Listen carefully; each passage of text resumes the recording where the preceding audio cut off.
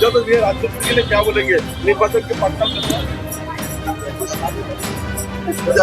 अभी दर्शन करने आए हैं, अभी साइड हो जाएगी।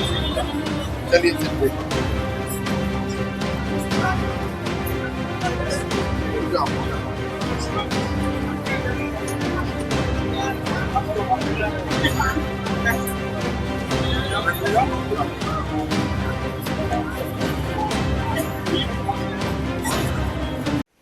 আমি হাঁটতে পারতাম না, আমার হাঁটু বেঁকে গেছিলো।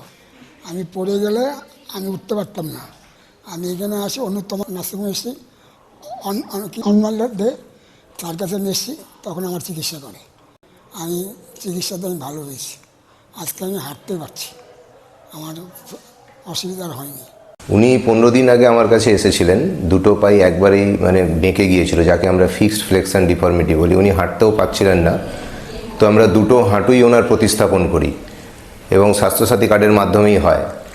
তো এর পরবর্তীকালে উনি আজকেই হাঁটা শুরু করলেন এবং দুটো হাঁটুই সোজা হয়ে গেছে এবং উনি স্বাভাবিকভাবেই হাঁটতে পারছেন।